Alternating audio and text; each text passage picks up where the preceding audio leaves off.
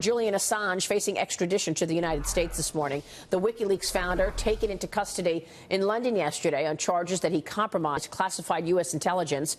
President Trump spoke about Wiki Leaks yesterday. I know nothing about Wiki Leaks. It's not my thing. And I know there is something having to do with Julian Assange. I've been seeing what's happened with Assange, and that will be a determination, I would imagine, mostly by the Attorney General, who's doing an excellent job. So he'll be making a determination. I know nothing really about him. It's not my deal in life. Joining us right now is Real Clear Politics White House reporter Philip Wegmann. Philip, good to see you. Thank you for being here. Your reaction to Assange, what happens now that we are expecting his extradition?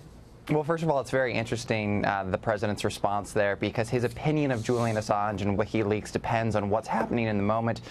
Yesterday, we saw the president say that he doesn't know anything about the organization. Obviously, though, back during the campaign when they were releasing information from the DNC that they had hacked, the president said, quote, "I love WikiLeaks." So he's clearly moved a little bit on this one, and that's going to be an interesting political question. But what's going to happen now, which is something to keep an eye on, is how is Julian Assange going to plead? It wouldn't surprise me. A lot of the analysis that I'm seeing right now is if he might try to gray mail the United States government and say he will hold back some of the damaged information he has, keep it out of legal filings in exchange for some type of leniency going forward. Perhaps he could even strike a deal. Wow. Well, we'll see about that. Meanwhile, yesterday we saw the criminal referrals sent to the AG. House Intel Committee ranking member Devin Nunes sent the criminal referral notice that we've been telling you about this week to Attorney General William Barr with potential violations in the Russia probe. We told you earlier this week that Nunes told me on Sunday Morning Futures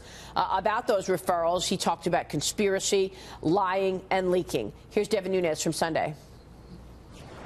What can you tell us? Tell us as much as you can in terms of breaking this news this morning that you are prepared to send over 8 criminal referrals next week. What are they, Congressman? 5 of them are what I would call straight-up referrals. So just referrals that name someone and name the specific crimes. Those crimes are lying to Congress, misleading Congress, leaking classified information. There are 3 that I think are more complicated. On the first one is FISA abuse and other matters. We believe there was a conspiracy to lie to the FISA court, mislead the FISA court by numerous individuals. The second conspiracy one is involving manipulation of intelligence. That also could ensnarl many Americans. The third is what I would call a global leak referral. So there are about a dozen highly sensitive, classified information leaks that were given to only a few reporters over the last 2.5+ years. So, we don't know if there's actually been any leak investigations that have been opened, but we do believe that we've got pretty good information and a pretty good idea of who could be behind these leaks.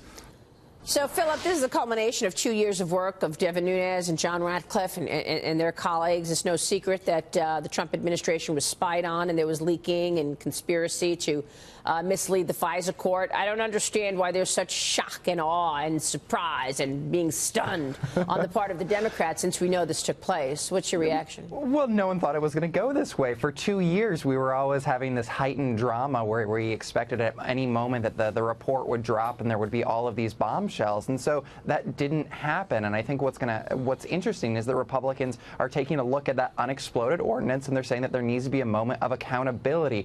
And I think that it is not at all surprising that you have folks like Devin Nunes and you have folks in the administration who are saying, wait a minute, for 2 years we had to answer for all sorts of questions that weren't always based in fact. And so they want there to be a reckoning, not only when it comes to, I think, their political opponents, but also some of the journalists who move forward with these stories, sometimes without examining them critically. Or all the time. It's no surprise to me. It's pretty outrageous. Did you see Jim Comey yesterday, by the way? What did he? What was the quote? That Fugazi Boy Scout? I've stopped listening. I mute the TV when I hear him. His position is that he didn't know anything. Yeah, right. He's the FBI These director. matters were all handled by other people. That's why I keep bringing it up. He doesn't even know how they spy on people. That's why I keep bringing up the Brett Baer interview with Jim Comey, where Jim Comey says, I still don't know for sure that the DNC and Hillary Clinton paid for the dossier. I read about it in the media. Yeah, right. And if you didn't know, then that's a dereliction of duty. And if you did know, that's a much bigger ball of wax. Come on. It's so obvious what happens. We want that moment of accountability before the next election. I think it's a shame we just had an election and people weren't told beforehand there's no collusion. How long do you think Robert Mueller knew there was no collusion?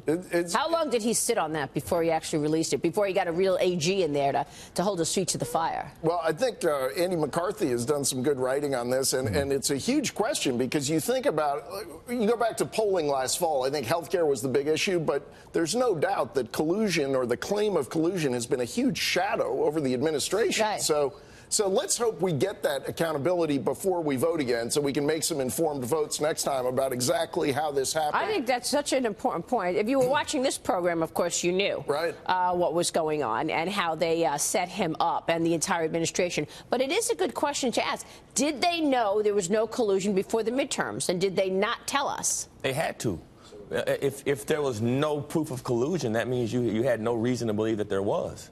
And so they had. So they went along with this and let the public just, speculate and the media drive the bus on it before, throughout, and after the midterm election. And they tried to push it to afterwards, of course. Wow.